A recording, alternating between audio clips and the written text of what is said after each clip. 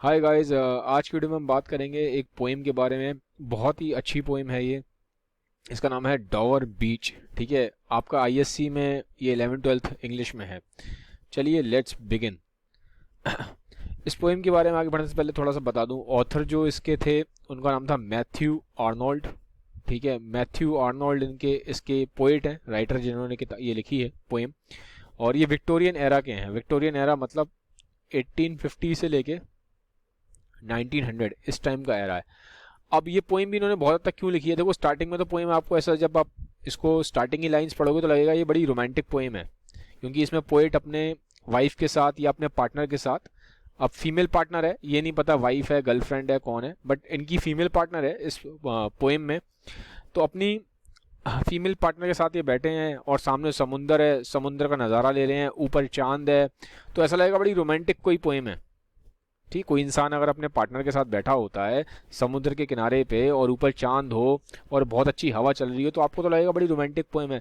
But ये poem romantic नहीं है। ठीक है, स्टार्टिंग में लगता है रोमांटिक है, बट जैसे जैसे आप आगे जाओगे ये पोएम एक सैड पोएम बन जाती है।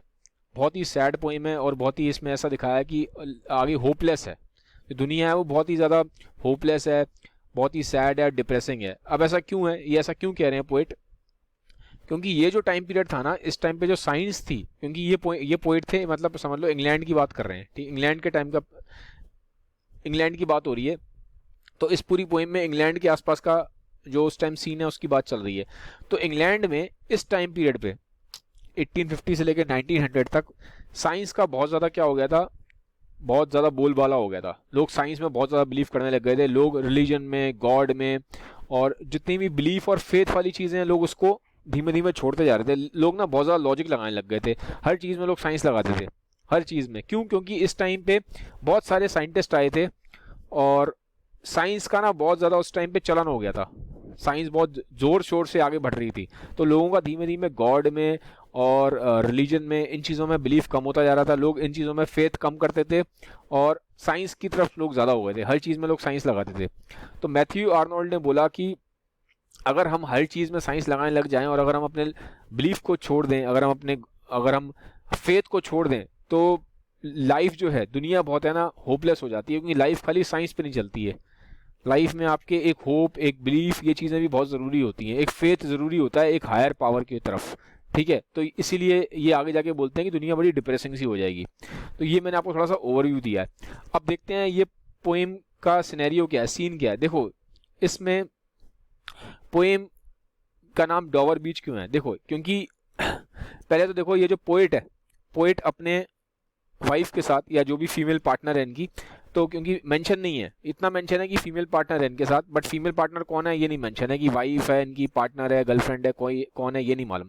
तो मैं अब आगे इसको पार्टनर ही बोलूँगा पूरी इसमें पोएम में। तो ये जो पोएट है अपने पार्टनर के साथ ऐसे टाइप के किसी घर में रहते हैं, सामने समुंदर है और समुंदर के पास इनका घर है, सी फेसिंग है। ठीक है, तो ये जो पूरी पोएम है, ये इस पोएम में ये जो ऑथर है ये यहाँ पे खड़ा है, कहीं बालकनी में खड़ा हुआ है और समुंदर की तरफ देख रहा है, और रात का टाइम है, टाइम रात का है। ये पिक्चर में आपको दिन का टाइम लग रहा होगा, लेकिन पोएम में जो टाइम है वो रात का टाइम है। ठीक है, अब ये जो इसमें डॉवर बीच क्यों बोल रहे हैं, क्योंकि जो पोएट है वो इंग्लैंड का है। ठीक है, पोएट जो है वो इंग्लैंड में है। ठीक है, इंग्लैंड को, और इधर की तरफ है फ्रांस, देखो ये फ्रांस है और ये इंग्लैंड है। तो पोएट जो है, पोएट यहाँ पे है इंग्लैंड में। इंग्लैंड में कहाँ पे है पोएट, एक टाउन है डॉवर। ठीक है, डॉवर टाउन है।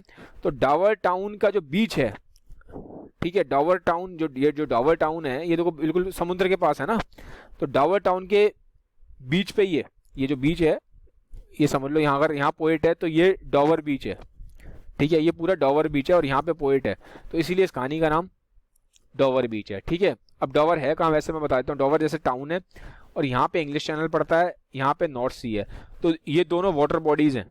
ठीक है, इंग्लिश चैनल और नॉर्थ सी क्या है, दोनों पानी तो हैं, तो दो वाटर बॉडीज हैं, इंग्लिश चैनल और नॉर्थ सी। तो दो वाटर बॉडीज को जो भी चीज़ डिवाइड करती है उसको हम बोलते हैं straight.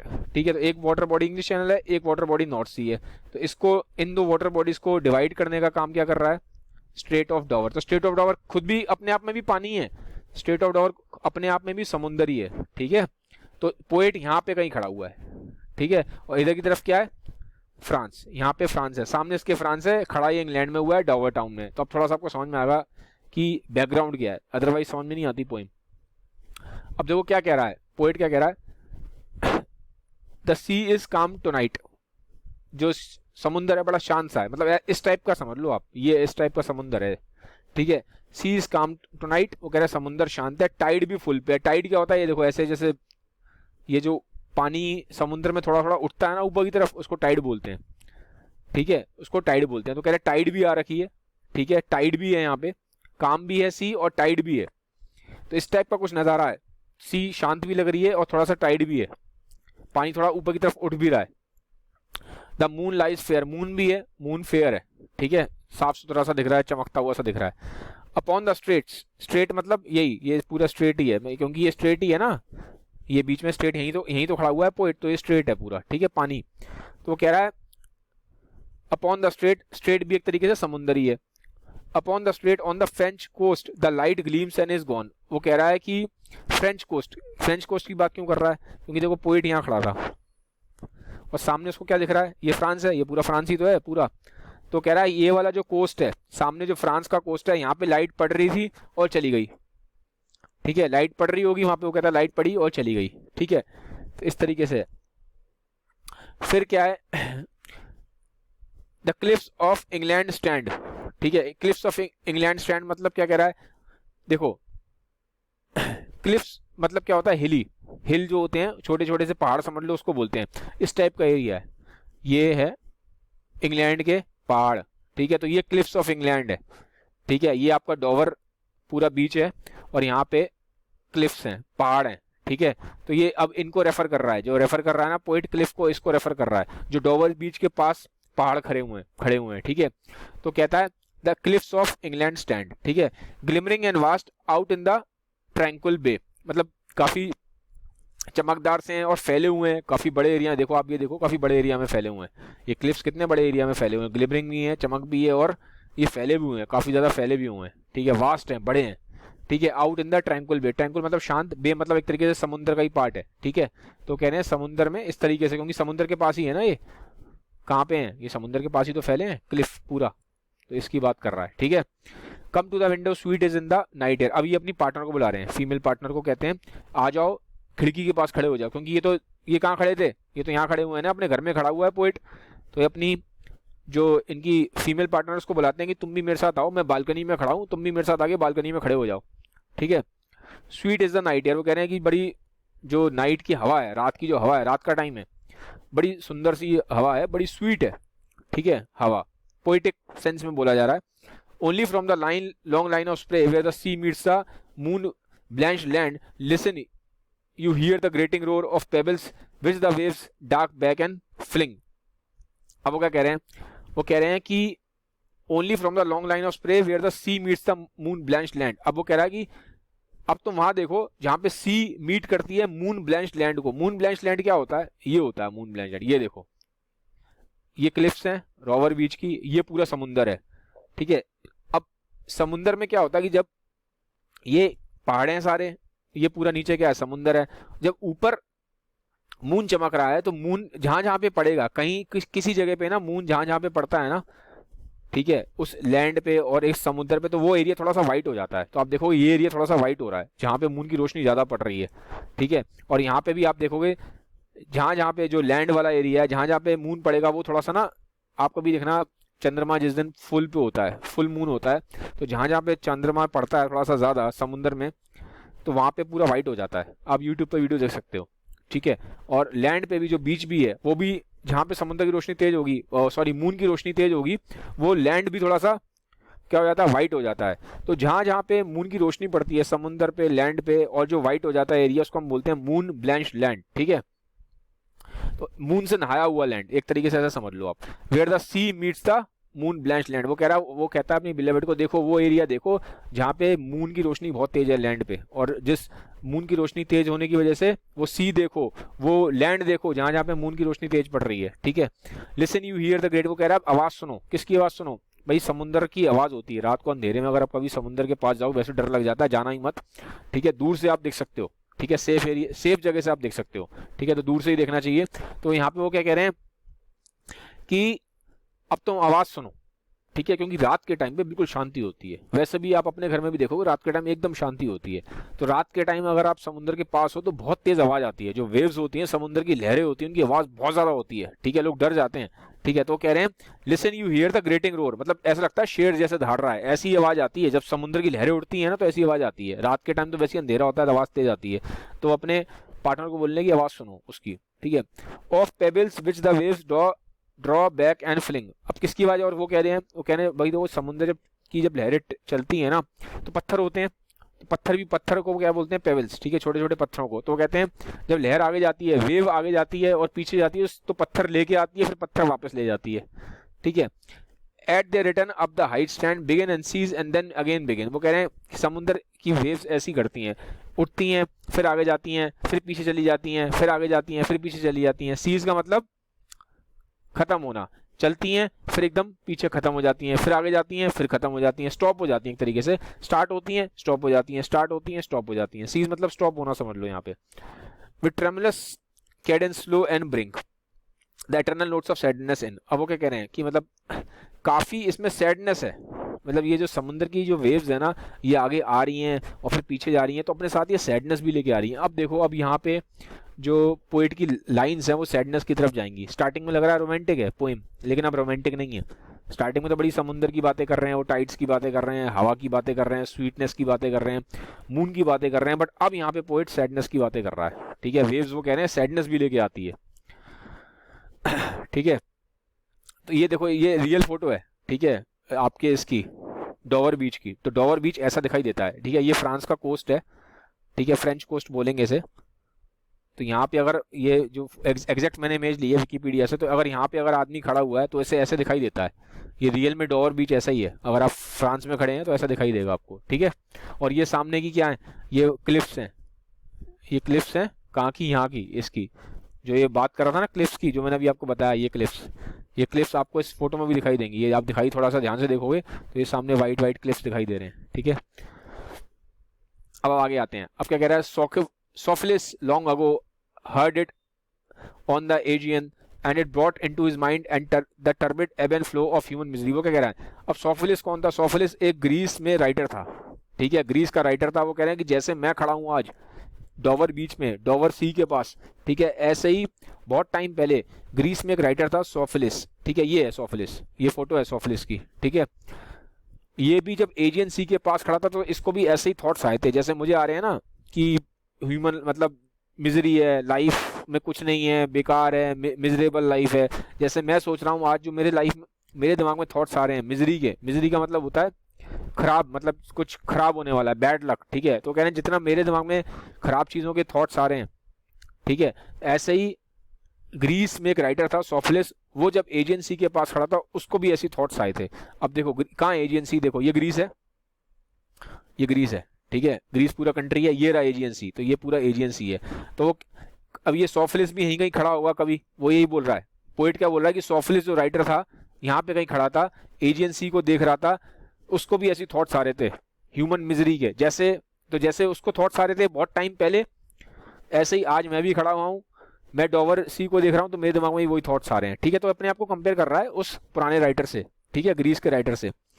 We find also in the sound of a thought hearing it by this distant North Sea, वो कह रहे हैं कि वही थॉट जो उसके दिमाग में आए थे सोफिलिस के, वही थॉट मेरे दिमाग में भी आ रहे हैं, ठीक है। Hearing by it by the distant North Sea, North Sea कहाँ है, डिस्टेंट नॉर्थ सी किसकी बात, ये देखो ये रहा नॉर्थ सी, ठीक है। तो इसको रेफर कर रहे हैं ये। The sea of faith was once too at the full and round earth shore lay like the folds of a bright girdle furled, but now I only hear its melancholy long withdrawing roar, retreating to the breath of the night wind down the vast edges drear and naked shingles of the earth। अब वो क्या कह रहे हैं इस पूरे paragraph में, अगर आप मैं बताऊं, वो कह रहे हैं कि जो मैंने आपको स्टार्टिंग में बताया था, वो कहते हैं एक टाइम पे इंग्लैंड में, दुनिया में, अभी मेनली इंग्लैंड की बात कर रहे हैं, कि इंग्लैंड में बहुत फेथ की बात थी। फेथ की बात क्यों कर रहे हैं, वो कहते हैं क्योंकि मैंने बोला ना, ये जो टाइम पीरियड था, इस टाइम पे साइंस बहुत तेजी से राइज कर रही थी, और लोगों का जो बिलीफ है ना, जो लोगों का फेथ है भगवान में, रिलीजन में, एक हायर पावर में, वो खत्म होता जा रहा था। बिल्कुल खत्म हो रहा था, लोग सिर्फ साइंस साइंस साइंस कर रहे थे, ठीक है। और मेनली इस टाइम पे जो काम था, एक साइंटिस्ट थे, उनका नाम था चार्ल्स डार्विन, ठीक है। तो इनकी वजह से क्या हुआ था, लोगों का साइंस पे बहुत ज़्यादा बिलीव बढ़ गया था, लोगों का जो फेथ है ना हायर पावर की तरफ, गॉड की तरफ, रिलीजन की तरफ, इन सब चीज़ों से हटता जा रहा था। लोग बहुत ज़्यादा लॉजिकल होते जा रहे थे, लोग हर चीज़ में साइंस लगाते थे। तो वो यही बता रहे हैं कि एक टाइम तो ऐसा था, मतलब इस टाइम पीरियड से पहले, इस टाइम पीरियड से पहले की वो कह रहे हैं कि इस टाइम पीरियड से अगर हम पहले जाएं तो लोग बहुत बिलीव करते थे भगवान में, हायर पावर में, रिलीजन में। बट जब से ये टाइम पीरियड आया, तब से लोगों का जो बिलीफ है वो भगवान पे से, रिलीजन पे से, हायर पावर पर से पूरी तरह से हट गया।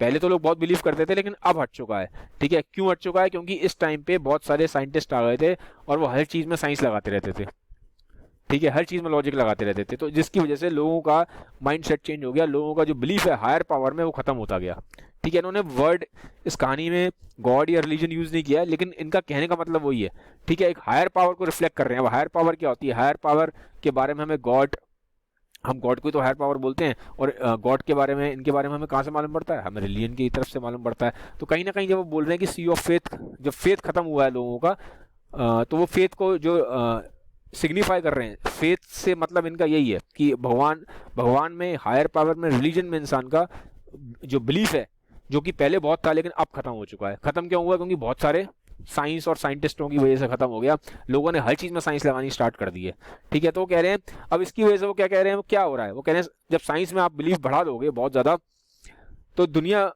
में आप हर चीज़ में लॉजिक लगाने लग जाओगे, और दुनिया लॉजिक 100% हर जगह आप लॉजिक नहीं लगा सकते, ठीक है। इन लाइफ में आपको एक फेथ भी चाहिए होता है, ठीक है। देखो दुनिया में, मैं बताता हूँ आपको, वैसे थोड़ी सी फिलोसफिकल बात है, दो चीज़ों पे दुनिया चलती है, एक लॉजिक है और एक फेथ है, और दोनों का बैलेंस होना चाहिए। हम अगर 100% लॉजिक लगाने लग जाएंगे तो भी दुनिया नहीं चलेगी, और अगर आप 100% फेथ ही लगाते जाएंगे तो भी दुनिया नहीं चलेगी। तो आपको बैलेंस चाहिए। अब लेकिन पॉइंट कह रहे हैं कि दुनिया जो क्या हो गई है इस टाइम पे, पूरी पूरी लॉजिक पे चल रही है, लोगों ने फेथ को साइड में कर दिया है, जो कि गलत है, ठीक है, वो गलत भी है। तो वो ये कह रहे हैं कि अगर हम पूरी तरह से लॉजिक भी लगाते रहेंगे और हम फेथ को साइड में कर देंगे, तो जो दुनिया है वो बड़ी होपलेस सी हो जाएगी, बड़ी मिजरेबल सी हो जाएगी, बड़ी सैडनेस सी आ जाएगी। तो फेथ बहुत ज़रूरी है, इंसान को हायर पावर में बिलीव करना बहुत ज़रूरी है। तो वो चीज़ इसीलिए वो यहाँ पे बोल रहे हैं कि फेथ हमारा खत्म हो गया और हम लॉजिक लॉजिक लॉजिक लगाते रहते हैं हर जगह। तो वो कह रहे हैं ये गलत है, हमें बैलेंस का ज़रूरी है, हमें वापस फेथ को लाना पड़ेगा अगर हमें लाइफ में आगे होप चाहिए, और अगर हम हैप्पीनेस चाहते हैं ज़िंदगी में। देखो मीनिंग जो होता है ना लाइफ का, अगर आपसे पूछा जाए लाइफ का मीनिंग क्या है, तो आप लॉजिक से नहीं बता पाओगे, वहाँ पे फिर फेथ चाहिए आपको, एक हायर पावर है, तभी आपको मालूम पड़ेगा लाइफ का मीनिंग क्या है, ठीक है। तो ये सब चीज़ें अब फाइनली वो क्या कहते हैं, love let us be true to one another, for the world which seems to lie before us like a land of dreams, so various, so beautiful, so new, hath really neither joy nor love nor light nor certitude nor peace nor pain nor help। वो क्या कह रहे हैं? अब love किसको बोल रहे हैं? ये अपनी पार्टनर को बोल रहे हैं कि हम एक दूसरे की तरफ, वो अपने पार्टनर को बोलते हैं कि पार्टनर आओ मेरी बात सुनो, हम दोनों एक दूसरे की तरफ लॉयल रहेंगे और एक दूसरे की तरफ हम ट्रू रहेंगे, ठीक है। वो कह रहे हैं ये जो दुनिया है जो बहुत आपको अच्छी दिखाई दे रही है, ऊपर से आपको लग रहा है कि बहुत सारे इसमें सपने पूरे होते हैं, लैंड ऑफ ड्रीम्स दिखाई देने ऊपर की, अब वो बात कर रहे हैं। अब देखो ये दोबारा फिलोसफिकल बात है, वो कह रहे हैं ये जो दुनिया आपको ऊपर से बहुत अच्छी दिखाई दे रही है, ठीक है, ये उतनी अच्छी है नहीं। ये जो दुनिया आपको दिखाई दे रही है कि सब यहाँ पे ड्रीम्स ही ड्रीम है, और आपको लग रहा है नए नए ड्रीम है, और ठीक है, और आपको ये बहुत ब्यूटीफुल दिखाई दे रही है, नई नई दिखाई दे रही है। तो कह रहे हैं लेकिन रियलिटी ये है कि ना तो यहाँ पे ऐसे कोई सपने हैं, ठीक है, और ना ही यहाँ पे इतना कोई जॉय है, ना ही इतना कोई प्यार है, और ना ही इतना कोई होप है।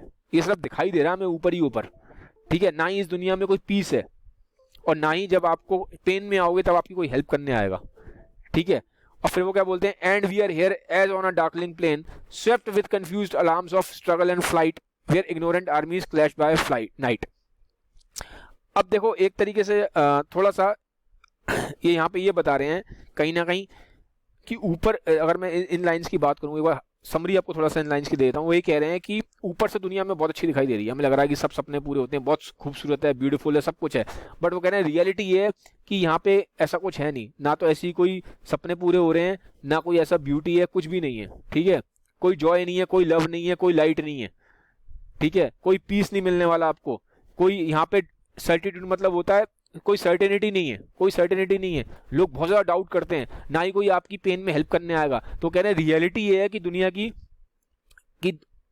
दुनिया इतनी अच्छी है नहीं, ऊपर से बहुत अच्छी दिखाई दे रही है बट उतनी अच्छी है नहीं, कोई प्यार नहीं है यहाँ पे, कोई खुशी नहीं है, ठीक है, किसी चीज़ की सर्टेनिटी नहीं है, कोई शांति नहीं है, ऊपर ऊपर सब बहुत अच्छा दिखाई दे रहा है, लेकिन अंदर से आप देखोगे तो अंदर इतना अच्छा है नहीं, सब दिखाई दे रहा है ऊपर ऊपर। वो क्यों बोल रहे हैं, क्योंकि अब ये सब चीज़ें क्यों बोल रहे हैं, वो इतना नेगेटिव क्यों हो रहे हैं पॉइंट, वो इसलिए हो रहे हैं कि लोगों ने भगवान में बिलीव करना, लोगों ने हायर पावर में बिलीव करना छोड़ दिया है। लोग हर जगह logic logic science science science लगाते रहते हो। अब साइंस हर चीज़ डिफाइन नहीं कर सकती, साइंस से आपको पीस ऑफ माइंड नहीं मिलेगा, साइंस से आपको प्यार नहीं मिलेगा, प्यार आप साइंस से डिफाइन नहीं कर सकते, ठीक है, खुशी आप साइंस से लेके नहीं आ सकते पूरी तरह से। इन चीज़ों के लिए आपको हायर पावर में बिलीव करना पड़ेगा, इन चीज़ों के लिए, प्यार के लिए, शांति के लिए लाइफ में, ठीक है, खुश रहने के लिए आपको फेथ चाहिए। बिना फेथ के, ठीक है, बिना फेथ के आप जब किसी से प्यार करते हो आपको एक फेथ होता है ना, आप उस फेथ के बेसिस पे तो प्यार होता है जैसे। और खुशी आपको लाइफ में, आगे आप चाहते हो कि आगे मेरी जिंदगी अच्छी होगी, मैं आगे खुश रहूंगा, तो ये भी एक फेथ है, एक फेथ के बेसिस पे तो आप आगे चल रहे हो, आपको एक होप होती है कि आगे कुछ अच्छा होगा। तो आप सब जगह से अगर फेथ हटा दोगे लाइफ में, सिर्फ सिर्फ साइंस और लॉजिक लगाते रहोगे तो ऐसे लाइफ चल नहीं पाएगी, लाइफ बड़ी मिजरेबल हो जाएगी। तो वो यही बोल रहे हैं कि दुनिया ऊपर से तो बहुत अच्छी दिखाई दे रही है साइंस की वजह से, लेकिन इंटरनली दुनिया में पेन बहुत है, ठीक है, दुनिया में कोई प्यार नहीं है, क्योंकि लोगों का फेथ खत्म हो गया है, लोग सिर्फ और सिर्फ साइंस पे और लॉजिक पे चलते हैं। तो ये यहाँ पे कहने का मतलब है इसका, ठीक है।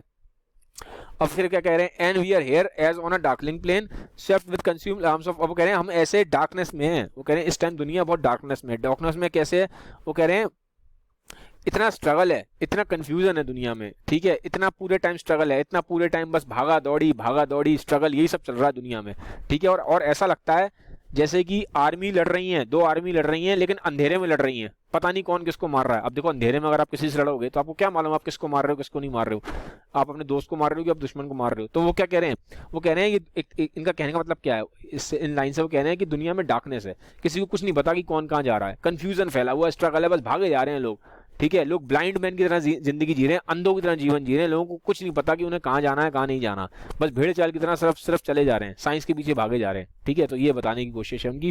वो कह रहे हैं कि ऐसा हो गया जैसे कि आर्मी लड़ती है ना, दो आर्मी लड़ रही हैं अंधेरे में आप लड़वा दोगे दो लोगों को तो किसी को समझ में नहीं आएगा किसको मारना किसको नहीं मारना, आप अपना ही नुकसान कर लोगे। तो ठीक है, तो मतलब कहने का मतलब क्या है कि एक तरीके से एक ब्लाइंडनेस सी आ गई है दुनिया में, लोगों को कुछ नहीं पता कि क्या सही है क्या गलत है, बस लोग भागे जा रहे हैं मतलब आउटर वर्ल्ड में भागे जा रहे हैं, लॉजिक लगाते जा रहे हैं, साइंस लगाते जा रहे हैं, लेकिन लोग इनर पीस भूल गए हैं। इनर पीस क्यों भूल गए हैं, क्योंकि फेथ हट गया। जब फेथ खत्म हो जाएगा तो इनर पीस खत्म हो जाता है। लाइफ को बैलेंस रखने के लिए आपको फेथ की जरूरत है। अब वो फेथ हायर पावर में, गॉड में, रिलीजन में, किसी में भी हो सकता है, बट फेथ आपको चाहिए। तो गाइस ये था वीडियो। अगर वीडियो अच्छा लगा तो काइंडली इसको सबके साथ शेयर जरूर करिएगा। Have a nice day, bye bye, take care.